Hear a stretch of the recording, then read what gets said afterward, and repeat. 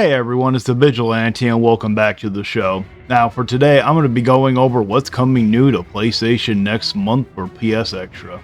How's it going, everyone? We've got the PlayStation Plus titles for the month of April, and come on now, I saw multiple people call this when RoboCop Rogue City went down to $8.99. I talked about the deal, and I remember seeing multiple people be like, bro, it going this cheap is such a sign that it's going to be a PlayStation Plus title in the future. Y'all slam dunked it with that one, those of you that called it, because RoboCop Rogue City is the headlining title for the month of April. I don't know how to feel about this one, given that I saw so many of you guys buy RoboCop Rogue City, and not for nothing, I was the one totally talking up that deal because that deal was awesome, so my apologies for those of you that bought the game and now you got baited as far as it being a PlayStation Plus essential title. Again, I really don't know how to assess this one, if I call it good or not, based on the fact that it was $8.99. I saw so many people run out and buy it because that was a tremendous deal, and if this game had been available for $17.99, or they didn't drop it to $8.99, I would say this month is absolutely awesome. With RoboCop Rogue City as the headlining title, I would say that's fantastic. I almost wonder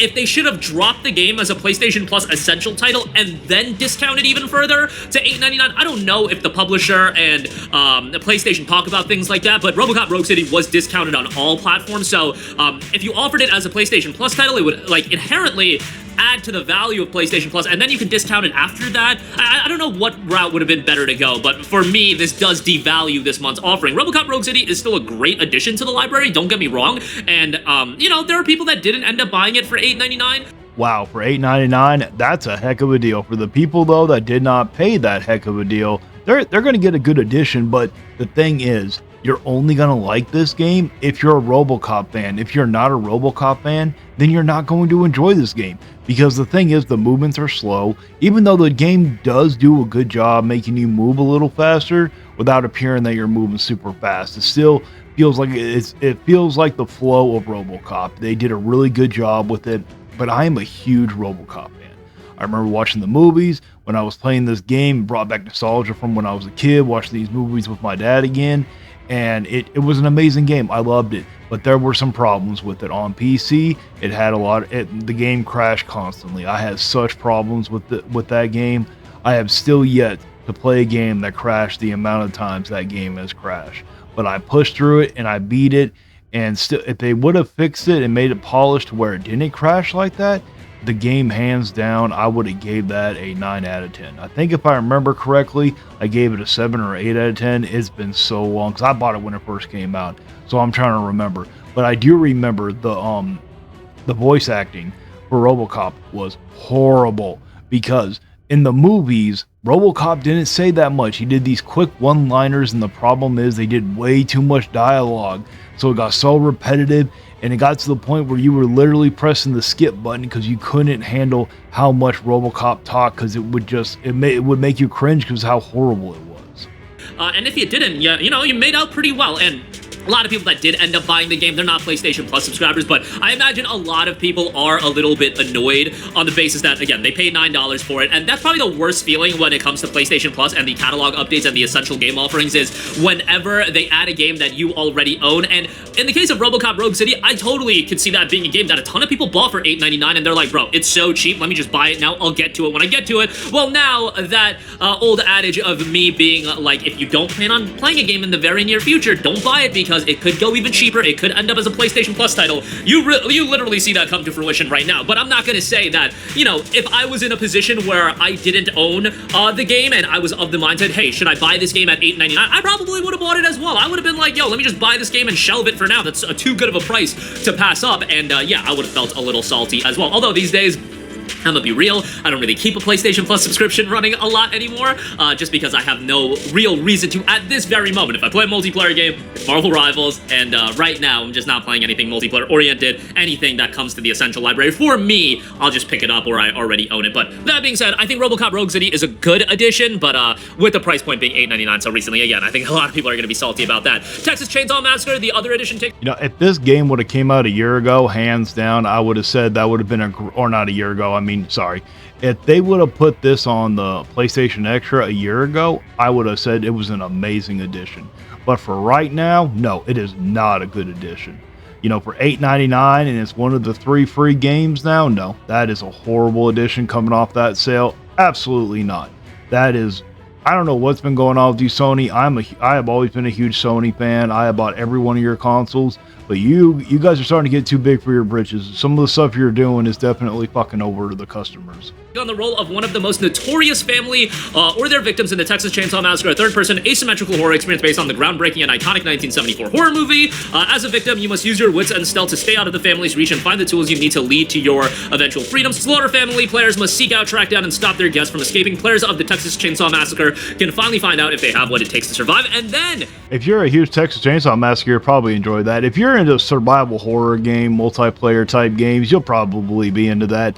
I'm not huge into multiplayer. I will, when they release new characters, I will dive into Marvel Rivals, but that's about it. I don't even play Marvel Rivals religiously that much because I don't have time. You do have Digimon Story Cyber Sleuth Hacker's Memory getting added. I know a lot of inherent interest in Digimon Story right now. With the upcoming release of Digimon Story Time Strange, a lot of people are excited for that. However, if you are excited for that game, I would imagine that you already played Cyber Sleuth Hacker's Memory, but Hacker's Memory is the game that I could see a lot of people playing Cyber Sleuth and then seeing Hacker's Memory as more of the same and deciding to pass up on that. Well, now it is available as a PlayStation Plus title. I thought Hacker's Memory was a good title, and obviously I am a Digimon freak. I'm a little bit of a Digimon fanboy, so I'm always going to talk up anything Digimon related. I am not even gonna kid you guys. Today to the gym, I wore my Terriermon hoodie. Like, yeah, I'm a Digimon fanboy. Like, it is what it is. I'm always gonna, you know what? We talk about our biases and whatnot. When it comes to Digimon games, I'm gonna be a little bit biased. You know, I'm gonna overrate some of these games. You guys are just gonna have to deal with that. You know, y'all just have to deal with that. And I thought Hacker's Memory was a pretty darn good game. And I think even if you're not a Digimon fan, you could end up having some fun with it. So,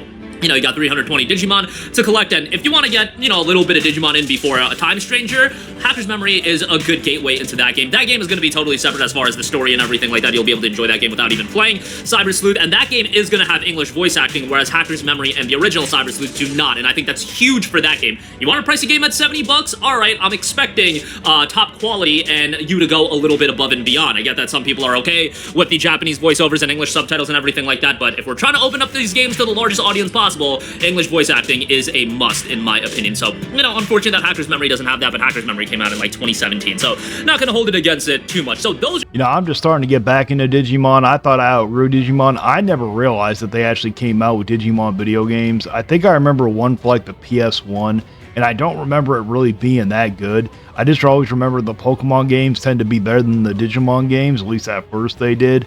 But after seeing that Time Strangers, I'm really excited for it, and I actually am going to pick up Hacker's Memory. Since I do have a PS Plus subscription, I am going to pick up that one and give it a shot. But Terriermon, really? That's the one you pick? That's your favorite one? Come on, man. Beamon and Stingmon are way better than Terriermon. They would wipe the floor with that one, man. You gotta show some respect to Digimon. I'm just joking, GameCross.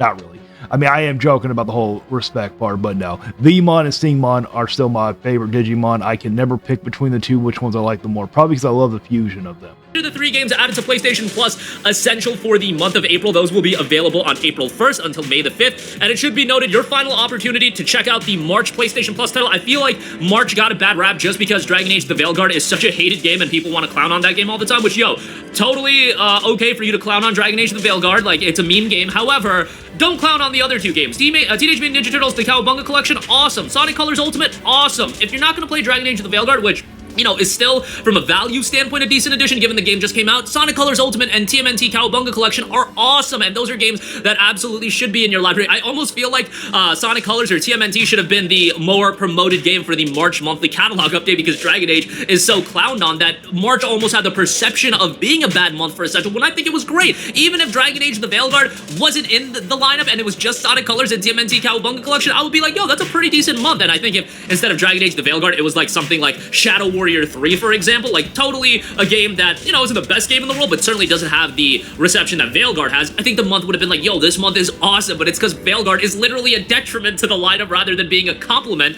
I feel like March got a bad rap, but March was one of the better Plus Essential months, I think, in quite a while. But April, again, if RoboCop Rogue City didn't go down to $9, and I feel like I kind of played in part of getting everybody fleeced and buying the game for $9, although shout out to all of you that did call this happening, because I did see multiple comments of people calling Rogue City ending up as a Plus Essential title. But, you know, it is what it is. I still think it's a decent month, all things considered, but that'll do it for me. Let me know. All right, I'm going to disagree about the whole value part. When you sat there and said that Dragon Age The Veilguard definitely brought some value to it, no, No, they could give you the most expensive edition. They can give you over $100 edition and include that with that lineup, and it still wouldn't bring value to it. No, that game, they couldn't pay people to play that game. They're literally giving that game almost away for free right now, and people are still choosing not to play it.